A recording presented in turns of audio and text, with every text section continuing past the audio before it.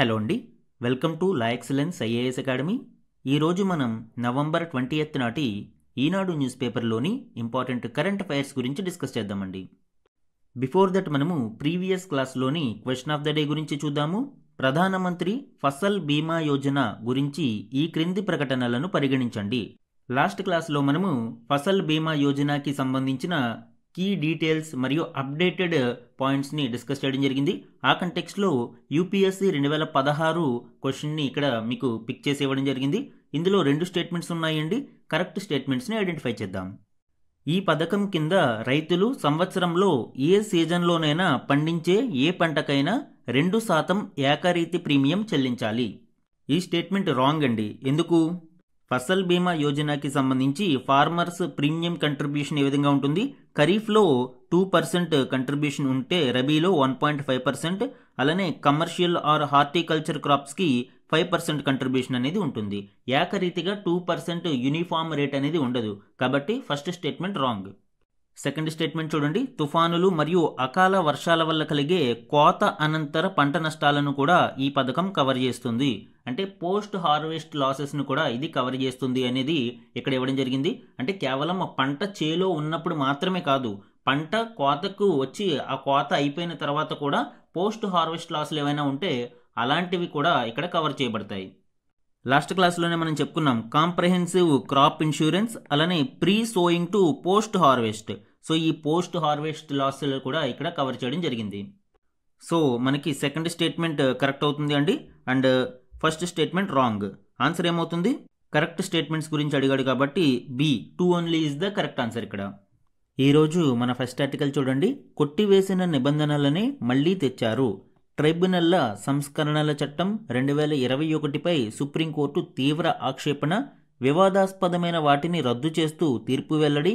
న్యాయస్థానాలు ఎత్తిచూపిన లోపాలను సరిచేసి పార్లమెంటు చట్టాలు చేయాలి అని సిజేఐ పేర్కొనడం చూడవచ్చు. 4 నెలలలో జాతీయ ట్రిబ్యునల్ల కమిషన్ ఏర్పాటు చేయాలని ఆదేశం.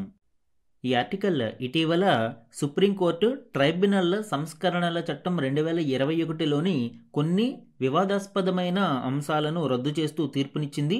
ఆ కంటెక్స్ట్లో ఇందులోని ఇంపార్టెంట్ డీటెయిల్స్ చూద్దాం. అంతకంటే ముందు మనము అసలు ట్రైబ్యునల్స్ అంటే ఏంటో చూద్దాము. ట్రైబ్యునల్ అనేది alternative to traditional court system. Traditional court సిస్టంలో ఈ జ్యుడిషియల్ పెండెన్సీని తగ్గించడం కోసం ఈ ఆల్టర్నేటివ్ మెకానిజంని ఏర్పాటు చేయడం జరిగింది. ఇవి క్వాసీ జ్యుడిషియల్ బాడీస్, అంటే పూర్తి స్థాయిలో ఇవి జ్యుడిషియల్ బాడీస్ కాదు, కానీ క్వాసీ జ్యుడిషియల్ నేచర్ని కలిగి ఉంటాయి. భారత రాజ్యాంగంలోని 42వ రాజ్యాంగ సవరణ ద్వారా ఈ ట్రైబ్యునల్స్ని ఏర్పాటు చేయడం జరిగింది. ఆర్టికల్స్ 323A అండ్ 323Bని యాడ్ చేయడం జరిగింది. 323A అనేది అడ్మినిస్ట్రేటివ్ ట్రైబ్యునల్స్కి సంబంధించి. Administrative tribunals like cat, so central administrative tribunal, so ఇలాంటి వాటిని ఆర్టికల్ 323Aలో పొందుపరచడం జరిగింది. ఇవి గవర్నమెంట్ సర్వీస్ రిలేటెడ్ డిస్ప్యూట్స్ని తీర్చడం కోసం ఏర్పాటు చేశారు. అండ్ 323B అనేది పార్లమెంట్ అండ్ స్టేట్ లెజిస్లేచర్లకి కొన్ని స్పెసిఫిక్ ఏరియాస్ కోసం ట్రిబ్యునల్స్ని ఏర్పాటు చేసే అధికారాన్ని కల్పించడం జరిగింది. లైక్ ట్యాక్సేషన్ కావచ్చు, ల్యాండ్ రిఫార్మ్స్ కావచ్చు, కన్జ్యూమర్ డిస్ప్యూట్స్ కావచ్చు, ఇలాంటి వాటి కోసం కొన్ని స్పెసిఫిక్ స్పెషల్ ఏరియాస్ కోసం దీనిని ఏర్పాటు చేయవచ్చు. ఇటీవల దేశంలోని వివిధ ట్రైబ్యునల్ల సభ్యులు, చైర్పర్సన్ల నియామకాలు, పదవీకాలం, సర్వీస్ రూల్స్కి సంబంధించి ట్రైబ్యునల్ల సంస్కరణల చట్టం 2021లోని పలు ముఖ్యమైన నిబంధనలను సుప్రీంకోర్టు కొట్టివేయడం జరిగింది. గతంలో సుప్రీంకోర్టు దీని మీద విచారణ చేసి కొన్ని అభ్యంతరాలను లేవనెత్తింది. అయితే ఆ అభ్యంతరాలనే అటు ఇటుగా కొంచెం ట్వీక్ చేసి తిరిగి వాటినే యథావిధిగా కొనసాగించారు అని సుప్రీంకోర్టు ఆక్షేపించడం చూడవచ్చు. సుప్రీంకోర్టు యొక్క రీసెంట్ రూలింగ్కి సంబంధించిన డీటెయిల్స్ మనం చూస్తే, Supreme Court strikes down tribunal reforms act 2021, upholds judicial independence and separation of powers. Judicial ఇండిపెండెన్స్ని మరియు సెపరేషన్ ఆఫ్ పవర్స్ని అప్హెల్డ్ చేయడం కోసం సుప్రీంకోర్టు దీన్ని స్ట్రైక్ డౌన్ చేసింది. ఎందుకు అనేది ఇక్కడ చూస్తే, ఇది వయోలేట్స్ జ్యుడిషియల్ ఇండిపెండెన్స్. ట్రిబ్యునల్స్ అనేవి జ్యుడిషియల్ ఫంక్షన్స్ని కలిగి ఉంటాయి. సో అలాంటి ట్రిబ్యునల్స్ మీద ఎగ్జిక్యూటివ్ యొక్క డామినెన్స్ అనేది కరెక్ట్ కాదు. కాబట్టి executive involvement must be minimal, చాలా తక్కువ మాత్రమే ఎగ్జిక్యూటివ్ కంట్రోల్ ఉండాలి అని సుప్రీంకోర్టు పేర్కొనడం చూడవచ్చు. అలానే సుప్రీంకోర్టు ఇచ్చిన ఆదేశాలను వైలేట్ చేస్తూ తిరిగి రీఎనాక్ట్మెంట్ చేయడం జరిగింది. సుప్రీంకోర్టు గతంలో విచారణ సందర్భంగా ఏవైతే కొన్ని అంశాలను తొలగించమని చెప్పిందో వాటిని తిరిగి కొన్ని మార్పులు చేస్తూ పొందుపరచడం కరెక్ట్ కాదు. ఇది భారత రాజ్యాంగంలోని ఆర్టికల్ 50లో పొందుపరచబడిన సెపరేషన్ ఆఫ్ పవర్స్ని వైలేట్ చేస్తుంది అని సుప్రీంకోర్టు పేర్కొనడం చూడవచ్చు. ఏ అంశాలను సుప్రీంకోర్టు స్ట్రైక్ డౌన్ చేసింది అనేది చూస్తే మినిమం ఏజ్ 50 ఇయర్స్, ఖచ్చితంగా 50 ఇయర్స్ మినిమం ఏజ్ కలిగి ఉండాలి ట్రిబ్యునల్లో సభ్యులుగా చైర్పర్సన్స్గా ఎంపిక అవ్వాలి అనేది తొలగించడం జరిగింది. ఎందుకంటే it violates opportunity for young advocates. అలాగే చైర్పర్సన్ మరియు సభ్యుల యొక్క పదవీ కాలం టెన్యూర్ 4 ఇయర్స్ అనే దానిని కూడా స్ట్రైక్ డౌన్ చేయడం జరిగింది. ఎందుకంటే సుప్రీంకోర్టు దీనిని ఇన్సెక్యూరిటీగా భావించడం జరిగింది. కనీసం 5 ఆ పైబడిన సంవత్సరాలు కలిగి ఉండాలి అని సుప్రీంకోర్టు మ్యాండేట్ ఇవ్వడం జరిగింది. అలానే సెలక్షన్ కమిటీలో కూడా 2 గవర్నమెంట్ సెక్రటరీస్ ఉండడం ఎగ్జిక్యూటివ్ యొక్క డామినెన్స్ని సూచిస్తుంది అని, ఇది కాన్ఫ్లిక్ట్ ఆఫ్ ఇంట్రెస్ట్ కిందకు వస్తుంది అని సుప్రీంకోర్టు స్ట్రైక్ డౌన్ చేయడం జరిగింది. గతంలోనే ఈ ప్రొవిజన్స్ని స్ట్రైక్ డౌన్ చేసినా కూడా తిరిగి వీటిని కొద్దిపాటి మార్పులతో ప్రవేశపెట్టడం సుప్రీంకోర్టు ఆగ్రహానికి కారణమైంది. అలానే 4 నెలలలోపు నేషనల్ ట్రైబ్యునల్ కమిషన్ని ఏర్పాటు చేయాలి అని సుప్రీంకోర్టు ప్రభుత్వాన్ని ఆదేశించింది. ఈ నేషనల్ ట్రైబ్యునల్ కమిషన్ యొక్క ప్రధాన విధులు ఏంటంటే independent umbrella body, handles appointments, administration, funding etcetera, ensures transparency and ends executive dependence. So ఎప్పుడైతే ఈ జాతీయ ట్రైబ్యునల్ల కమిషన్ అనేది ఏర్పాటు అవుతుందో దీని ద్వారా కార్యనిర్వాహక వర్గం యొక్క ఎగ్జిక్యూటివ్ డామినెన్స్ అనేది తగ్గుముఖం పడుతుంది. సో జ్యుడిషియల్ ఇండిపెండెన్స్ అనేది పెంపొందించడానికి ఇది సహాయపడుతుంది. ఎందుకు ఈ తీర్పు కీలకం అనేది మనం చూస్తే it ensures fair trial against the state. ప్రభుత్వానికి వ్యతిరేకంగా జ్యుడిషియల్ ఇండిపెండెన్స్ని నిలబెట్టడం కోసం దీనిని ఒక ఫెయిర్ ట్రయల్గా చెప్పవచ్చు. అలానే it reinforces checks and balances. ప్రభుత్వాలు లేదా పార్లమెంటు ఇష్టానుసారం చట్టాలు చేయడానికి వీలు లేదు, చెక్స్ అండ్ బ్యాలెన్సెస్ ఉంటాయి, జ్యుడిషియల్ రివ్యూస్ లాంటివి ఉంటాయి అనేది ఇది రీఇన్ఫోర్స్ చేయడం జరిగింది. అదేవిధంగా సుప్రీంకోర్టు ట్రైబ్యునల్ల సభ్యులు, చైర్పర్సన్ల పదవీ కాలం, నియామకాలకు సంబంధించి గతంలో ఇచ్చిన సూచనలను పునరుద్ధరిస్తున్నట్లు తెలిపింది. అందువల్ల income tax appellate tribunal, customs, excise and service tax appellate tribunal సభ్యులు వారికి 62 ఏళ్ల వచ్చే వరకు కొనసాగవచ్చు. ఆయా ట్రిబ్యునల్ చైర్పర్సన్లు 65 ఏళ్ల వరకు కొనసాగవచ్చు అని తీర్పు స్పష్టం చేసింది. వారి పదవీ కాలాన్ని 4 ఏళ్లకు పరిమితం చేయడాన్ని కొట్టివేసింది. అదేవిధంగా ఎత్తి చూపిన లోపాలను సరిచేయకపోవడం, న్యాయస్థానాల తీర్పులను పట్టించుకోకపోవడం దురదృష్టకరమని సుప్రీంకోర్టు పేర్కొంది. భారీగా పెరిగిపోతున్న అపరిష్కృత కేసుల పరిష్కారం బాధ్యత ఒక్క న్యాయ వ్యవస్థది మాత్రమే కాదు, వివిధ ప్రభుత్వ విభాగాలు ఆ భారాన్ని పంచుకోవాల్సి ఉంటుంది అని సుప్రీంకోర్టు తెలిపింది. సో ఇది సుప్రీంకోర్టు ఇటీవల ట్రైబ్యునల్ రిఫార్మ్స్ యాక్ట్ 2021కి సంబంధించి ఇటీవల విచారణలో పేర్కొన్న కీలక అంశాలు. మన నెక్స్ట్ ఆర్టికల్ చూడండి, డాలర్ చాప కిందకి నీరు. ఈ ఆర్టికల్ డీడాలరైజేషన్ ప్రక్రియకి సంబంధించిన కొన్ని కీలక డీటెయిల్స్, ఇటీవలి కాలంలో ఈ డీడాలరైజేషన్ ప్రక్రియకు సంబంధించి ఊపందుకుంటున్న రీజన్స్ మరియు దీనిలో ఉన్న ఛాలెంజెస్తో పాటు రీసెంట్ ఇనిషియేటివ్స్ ఫర్ డీడాలరైజేషన్ గురించి కూడా డిస్కస్ చేద్దామండి. అసలు ఈ డీడాలరైజేషన్ అంటే ఏంటి? ప్రపంచ వాణిజ్యం ఎక్కువగా అమెరికన్ కరెన్సీ అయిన డాలర్ల రూపంలో జరుగుతుంది. దీనినే డాలరైజేషన్ అంటారు. ముఖ్యంగా 2వ ప్రపంచ యుద్ధంతో ఐరోపా ఆర్థిక వ్యవస్థ కుప్పకూలింది. అప్పటి వరకు అంతర్జాతీయ వాణిజ్యంలో ఆధిపత్యం చెలాయించిన బ్రిటన్ తదితర దేశాలు ఆర్థికంగా చితికిపోయాయి. బ్రిటిష్ కరెన్సీ పౌండ్తో పాటు యూరోప్లోని ఇతర దేశాల కరెన్సీల విలువ కూడా బాగా క్షీణించింది. అయితే 2 ప్రపంచ యుద్ధాలలోనూ కూడా అమెరికా తన ఆధిపత్యాన్ని చాటుకోవడంతో అమెరికా దగ్గర బంగారం నిల్వలు అత్యధికంగా ఉండడంతో 1944లో బ్రెటన్ వుడ్స్లో అన్ని దేశాలు అమెరికన్ డాలర్ను రిజర్వ్ కరెన్సీగా ఉపయోగించుకోవాలి అని ఒప్పందం కుదుర్చుకున్నారు. దీనినే డాలరైజేషన్ ప్రక్రియ అంటారు. బ్రెటన్ వుడ్స్ సమ్మిట్ గురించి మనకు తెలుసు. ఇందులోనే మనము IMF మరియు ప్రపంచ బ్యాంకును ఏర్పాటు చేసుకోవడం జరిగింది. సో ఈ బ్రెటన్ వుడ్స్ సమ్మిట్లోనే డాలర్ని ఒక రిజర్వ్ కరెన్సీగా ప్రపంచ దేశ వాణిజ్యంలో ఉపయోగించాలని కూడా ఒప్పందం చేసుకోవడం చూడవచ్చు. ఎప్పుడైతే ప్రపంచ వాణిజ్యానికి డాలర్ అనేది ఒక కింగ్ పిన్గా మారిందో ఆటోమేటిక్గా అన్ని దేశాల కేంద్ర బ్యాంకులు డాలర్ల రిజర్వ్ను పెంచుకోవడానికి ప్రయత్నిస్తూ ఉంటాయి. ఈ నేపథ్యంలో డాలర్కు గిరాకీ బాగా పెరిగి అమెరికా ప్రపంచ వాణిజ్యాన్ని డామినేట్ చేసే స్థాయికి ఎదిగింది. అయితే ఇటీవలి కాలంలో అమెరికా యొక్క పోకడలు కొంత వ్యతిరేకంగా ఉంటున్న నేపథ్యంలో ప్రపంచ దేశాలు మళ్ళీ డీ డాలరైజేషన్ ప్రక్రియ వైపు మొగ్గు చూపుతూ ఉన్నాయి. డాలర్కు ఎగనెస్ట్గా ఇంకొక ఆల్టర్నేటివ్ ప్రత్యామ్నాయం అవతరించినప్పుడు అంతర్జాతీయ ఆర్థిక వ్యవస్థ స్వరూపం మారిపోతుంది. ఇతర దేశాలు తమ వాణిజ్యంలో విదేశీ మారక ద్రవ్య నిల్వలలో డాలర్ వాటాను తొలగించినా దానినే డీ డాలరైజేషన్ అంటారు. అయితే డీ డాలరైజేషన్కి కీ రీజన్స్ ఏంటి, ఎందుకు ప్రపంచ దేశాలు డీ డాలరైజేషన్ వైపు మొగ్గు చూపుతున్నాయి అంటే asymmetry of US economic weight and dollar dominance. US చాలా అత్యధిక అభివృద్ధి చెందిన దేశం, దాని యొక్క వెయిటేజ్తో మిగిలిన దేశాలు పోటీ పడలేకపోవడం మరియు దీని కారణంగా డాలర్ డామినెన్స్ పెరిగిపోవడంతో ఇక్కడ డీ డాలరైజేషన్ వైపు మొగ్గు చూపుతూ ఉన్నారు. Spill over effects of US monetary policy. US central bank యొక్క మానిటరీ పాలసీ ప్రపంచ ఆర్థిక వ్యవస్థనే మార్చేస్తూ ఉంటుంది. మనం చెప్పుకుంటూ ఉంటాం యుఎస్ యొక్క మానిటరీ పాలసీ భారత స్టాక్ మార్కెట్స్ని కూడా ప్రభావితం చేస్తూ ఉంటుంది అని. యుఎస్ మానిటరీ పాలసీ ఇండియాలోకి వచ్చే ఎఫ్డిఐ మరియు ఎఫ్ఐఐ ఫారిన్ ఇన్వెస్ట్మెంట్స్ని ప్రభావితం చేస్తూ ఉంటుంది. అలానే weaponisation of US dollar and payment systems. ఇటీవలి కాలంలో అమెరికా తన శత్రు దేశాలు లేదా తనకి కిట్టని దేశాల మీద ఈ డాలర్ని వెపన్గా వాడుతుంది. ఫర్ ఎగ్జాంపుల్ రష్యా లాంటి దేశాలకి ఆంక్షలు విధించడం ద్వారా రష్యాతో వాణిజ్యం జరపకుండా రష్యాకు డాలర్లు అందకుండా చేస్తూ ఉంది. తద్వారా రష్యా యొక్క ఎకనామిక్ స్టెబిలిటీని దెబ్బతీయడానికి ప్రయత్నిస్తూ ఉంది. సో దీనినే వెపనైజేషన్ ఆఫ్ డాలర్ అంటారు. సో ఇలాంటి పోకడలు అన్నీ కూడా డీ డాలరైజేషన్ వైపు మొగ్గు చూపుతూ ఉన్నాయి.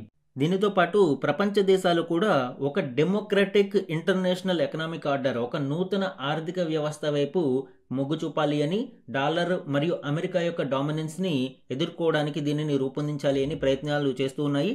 ఈ నేపథ్యంలో ఈ డీ డాలరైజేషన్ అనేది కొంత ఊపందుకోవడం మనం చూడవచ్చు. ముఖ్యంగా వివిధ దేశాలు తమ ఎగుమతులు దిగుమతుల చెల్లింపులు జరపడానికి డాలర్లతో పాటు సొంత కరెన్సీలను వాడే ధోరణి ఇటీవల కాలంలో బలపడుతూ ఉండడం ఒక పాజిటివ్ సైన్గా చెప్పవచ్చు. ఈ డాలర్లలో వాణిజ్యం కోసం అమెరికా, ఐరోపా, జపాన్ బ్యాంకుల ఆధిపత్యంలోని స్విఫ్ట్ వ్యవస్థను ప్రపంచ దేశాలు ఆశ్రయిస్తూ ఉన్నాయి. అయితే ఇటీవల రష్యా, ఇరాన్లపై అమెరికా ఆంక్షలు విధించడంతో ఆ దేశాల చమురు ఎగుమతులకు డాలర్లలో చెల్లింపులు జరపకుండా స్విఫ్ట్ దిగ్బంధించగలిగింది. అందువల్లనే ఇటీవలి కాలంలో చైనా మరియు రష్యాలు స్విఫ్ట్కు ప్రత్యామ్నాయాలను ఏర్పాటు చేసుకున్నాయి. చైనా తన వాణిజ్య భాగస్వాములకు ఎగుమతులు చేసినప్పుడు వాటికి చెల్లింపులను సదరు దేశాల కరెన్సీల్లో స్వీకరిస్తుంది. అంటే డొమెస్టిక్ కరెన్సీలలో ట్రేడ్ని ప్రోత్సహిస్తుంది. ఆయా దేశాల దిగుమతులకు యువాన్లలో చెల్లింపులను జరుపుతుంది. ఇలా సొంత కరెన్సీలతో వాణిజ్యం జరుపుకోవడానికి బ్రిక్స్ కూటమి గట్టిగా కృషి చేస్తుంది. అందుకే ఇటీవలి కాలంలో డొనాల్డ్ ట్రంప్ బ్రిక్స్ మీద చాలా కక్షపూరితంగా వ్యవహరించారు. బ్రిక్స్ కూటమి కనుక స్వంత కరెన్సీని తీసుకువస్తే అత్యధిక టారిఫ్లను విధిస్తామని హెచ్చరించడం కూడా చూడవచ్చు. ఇటీవలి కాలంలో చైనా ఈ డీ డాలరైజేషన్ ప్రక్రియకు సారథ్యం వహిస్తుంది. రష్యా కూడా దీని వైపు మొగ్గు చూపుతూ ఉండడం అండ్ భారత్ ముందు కొంత తటపటాయించిన ఇప్పుడు ఈ డీ డాలరైజేషన్కు మద్దతు ఇస్తుండడం గమనించవచ్చు. భారత్ 30 దేశాలతో రూపాయలతో జమలు చెల్లింపులకు ఖాతాలను తెరిచింది. ఇతర దేశాలతో రూపాయలు, స్థానిక కరెన్సీలలో వ్యాపారం మొదలుపెట్టింది. సింగపూర్, యుఏఈ, నేపాల్, భూటాన్లలో యూపీఐ చెల్లింపులు కూడా ఊపందుకుంటున్నాయి. ఇవన్నీ కూడా డాలర్లకు దూరంగా జరిగే ప్రక్రియే. అదేవిధంగా వివిధ దేశాల కేంద్ర బ్యాంకులు తమ విదేశీ మారక ద్రవ్య నిల్వలలో డాలర్ల వాటాను తగ్గిస్తున్నాయి. బంగారం వాటా క్రమేపీ పెరుగుతూ ఉంది. అయితే ఇన్ని చేసినా ఇప్పటికిప్పుడు డాలర్ను పక్కన పెట్టేయడం సాధ్యమవుతుందా అంటే ఇప్పటికిప్పుడు ఇది సాధ్యమయ్యే అవకాశం ఉండదు. ఇప్పటికీ కూడా 47% లావాదేవీలకు డాలర్లనే ఉపయోగిస్తూ ఉన్నారు. అందుకని మరికొంతకాలం డాలర్ యొక్క ఆధిపత్యం కొనసాగవచ్చు. ఈ డీ డాలరైజేషన్ ప్రక్రియలో ఉన్న ఇబ్బందులు ఏంటి అనేది చూస్తే ట్రాన్సిషన్ కాస్ట్స్, అంటే ఈ డాలర్ నుంచి పక్కకి వెళ్ళడానికి అవసరమయ్యే మార్పులకు ఖర్చు అనేది చాలా ఎక్కువగా ఉంటుంది. అలానే మార్కెట్ వాలటైలిటీ, ప్రపంచ మార్కెట్ అనేది చాలా ఒడిదుడుకులకు గురి అవుతూ ఉంటుంది. జియో పొలిటికల్ టెన్షన్స్, ప్రపంచవ్యాప్తంగా ఈ భౌగోళిక మరియు రాజకీయ పరిణామాలు విపరీతంగా మార్పులకి గురవుతున్న నేపథ్యంలో డీ డాలరైజేషన్ ప్రక్రియ కూడా కొంత నెమ్మదించే అవకాశం ఉంది. అలానే రిజర్వ్ డైవర్సిఫికేషన్ ఛాలెంజెస్, డాలర్కు ప్రత్యామ్నాయంగా గోల్డ్ రిజర్వ్స్ లాంటి వాటిని మనము ఫోకస్ చేయడం ద్వారా ఈ డైవర్సిఫికేషన్ ఛాలెంజెస్ని ఫేస్ చేయాలి. అందువల్లనే ఈ డీ డాలరైజేషన్ అనేది కొంత కష్టసాధ్యంగా ఉంటుంది. అయితే recent initiatives for de dollarization అనేది చూస్తే బ్రిడ్జ్ ప్రాజెక్ట్, దీనిని చైనా మరియు థాయిలాండ్ లాంచ్ చేయడం జరిగింది. Cross border central bank digital currency పేమెంట్ల కోసం దీనిని తీసుకువచ్చారు. అలానే BRICS pay digital platform for faster cheaper cross border trade in local currencies. And China's digital yuan, pan African payment and settlement system, Russia's system for transfer of financial messages, దీనిని స్విఫ్ట్కి వ్యతిరేకంగా తీసుకువచ్చారు. So ఇవన్నీ కూడా de-dollarisation కోసం తీసుకువచ్చిన కొన్ని new initiatives. అయితే ఈ డీడాలరైజేషన్ తర్వాత ఏ కరెన్సీ డాలర్ స్థానాన్ని ఆక్రమిస్తుంది అనేది డౌట్ రావచ్చు. అయితే ప్రజెంట్ సిచ్యువేషన్లో డాలర్ యొక్క స్థానాన్ని ఏ దేశ కరెన్సీ ఆక్రమించకపోవచ్చు. స్థానిక కరెన్సీలు, డిజిటల్ కరెన్సీలు, బంగారం వాడకం పెరగవచ్చు. ఇది ఒక మల్టీ పోలార్ వరల్డ్ వైపు పయనించడానికి అవకాశం ఉంటుంది. ఇది డీడాలరైజేషన్కి సంబంధించిన ఇంపార్టెంట్ ఆర్టికల్ అండి. మనకి ఎగ్జామ్ పాయింట్ ఆఫ్ వ్యూలో ఎస్పెషల్లీ మెయిన్స్ ఆన్సర్ రైటింగ్లో ఇది ఇంపార్టెంట్. మన నెక్స్ట్ ఆర్టికల్ చూడండి. బ్యాంకు కాల్స్ 1600 సిరీస్ నెంబర్ నుంచే రావాలి. జనవరి 1 నుంచే ఈ విధానం అమలులోకి రావాలి అని ట్రాయ్ ఆదేశాలు జారీ చేయడం చూడవచ్చు. ఇతర ఆర్థిక సంస్థలకు కొంత నిర్దేశిత గడువుని అయితే విధించడం ఇక్కడ చూడవచ్చు. దీనికి సంబంధించిన ఇంపార్టెంట్ డీటెయిల్స్ చూద్దామండి. బ్యాంకు నుంచి ఫోన్ చేస్తున్నామంటూ ఖాతాదారులను మోసగిస్తూ ఓటీపీ, నెట్ బ్యాంకింగ్ వివరాలు తెలుసుకుని ఖాతాలలో నగదు ఖాళీ చేస్తున్న వారికి చెక్ పెట్టేందుకు టెలికాం నియంత్రణ సంస్థ ట్రాయ్ సిద్ధమైంది. 2026 జనవరి 1 నుంచి బ్యాంకులన్నీ కూడా తమ వినియోగదారులకు చేసే ఫోన్ కాల్స్ 1600 సిరీస్ నెంబర్ నుంచే రావాలి అని నిర్దేశించింది. ఇదే విధంగా ఎన్బిఎఫ్సిలు, మ్యూచువల్ ఫండ్లు కూడా 1600 నెంబర్ సిరీస్నే వినియోగించడానికి దశల వారీ గడువును బుధవారం ప్రకటించింది. ఇందులోనే డిఫరెంట్ ఫేజెస్ని మనం చూస్తే ప్రభుత్వ రంగ బ్యాంకులు, ప్రైవేటు రంగ బ్యాంకులు, విదేశీ బ్యాంకులు సహా వాణిజ్య బ్యాంకులన్నీ కూడా జనవరి 1, 2026 నుంచే ఈ సిరీస్ను వినియోగించాలి. అలానే అన్ని మ్యూచువల్ ఫండ్లు, అసెట్ మేనేజ్మెంట్ కంపెనీలు 2026 ఫిబ్రవరి 15లోగా వీటిని అమలు చేయాలి. అండ్ క్వాలిఫైడ్ స్టాక్ బ్రోకర్లకు ఈ గడువు 2026 మార్చి 15గా విధించడం జరిగింది. అండ్ ఎన్బిఎఫ్సిలు, చెల్లింపుల బ్యాంకులు, స్మాల్ ఫైనాన్స్ బ్యాంకులు 2026 ఫిబ్రవరి 1లోగా, స్మాల్ ఎన్బిఎఫ్సిలు, సహకార బ్యాంకులు, ప్రాంతీయ గ్రామీణ బ్యాంకులు, చిన్న సంస్థలు 2026 మార్చి 1లోగా ఈ నిబంధనలు అమలు చేయాలి అని ట్రాయ్ ఆదేశించింది. వీటితో పాటు సెంట్రల్ రికార్డ్ కీపింగ్ ఏజెన్సీలు, పెన్షన్ ఫండ్ మేనేజర్లు 2026 ఫిబ్రవరి 15లోగా, అండ్ బీమా రంగంలోని సంస్థలు కూడా ఈ సిరీస్ను అమలు చేసేందుకు చర్చిస్తున్నామని ట్రాయ్ వెల్లడించడం చూడవచ్చు.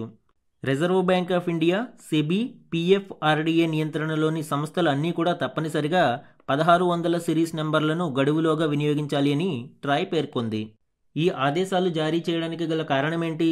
వినియోగదారుల యొక్క విశ్వాసాన్ని పెంచడానికి, స్పామ్ నివారణకు, వాయిస్ కాల్స్ ద్వారా జరిగే మోసపూరిత కార్యకలాపాల నిరోధానికి ట్రాయ్ 1600 సిరీస్ను ప్రవేశపెట్టింది. సో ఆటోమేటిక్గా మనకి 1600 సిరీస్ నుంచి కాల్ వస్తే దానిని నమ్మవచ్చు.